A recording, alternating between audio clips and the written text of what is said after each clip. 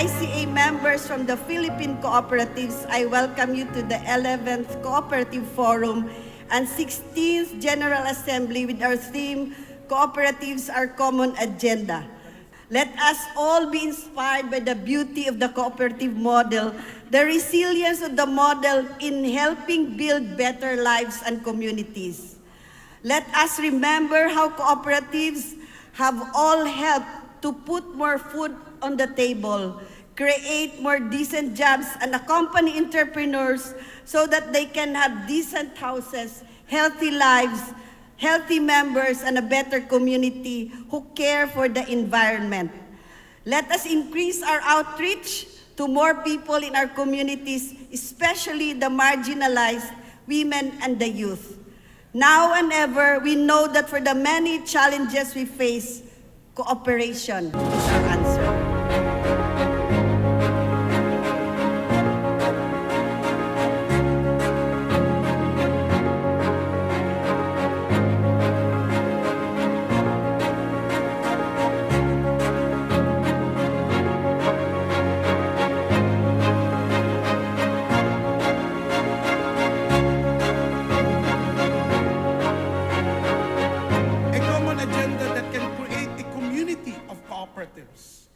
A common agenda that creates principles that we can truly live with it and cascade to our fellow members of the cooperatives and even those non-believers of the cooperatives, that the common agenda for the cooperators, the community of cooperatives, is to bring a better lives for every individual in this world.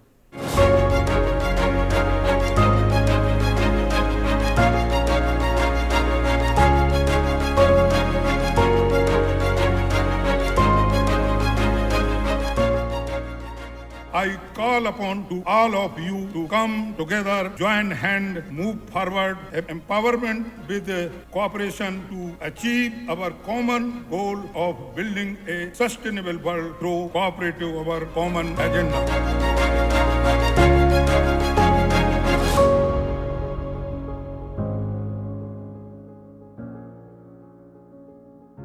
There is no doubt in my mind that this forum, this very assembly of such powerful region such as yours, provides the strength required by our movement in order to sustain itself as the most powerful tool in the advancement of the common agenda set by the United Nations.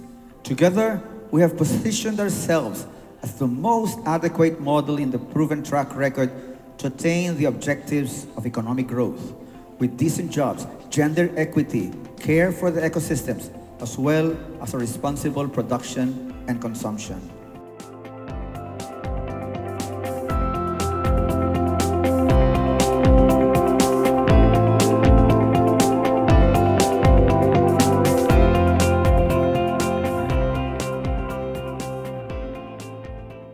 Let us not forget the cooperative spirit that unites us.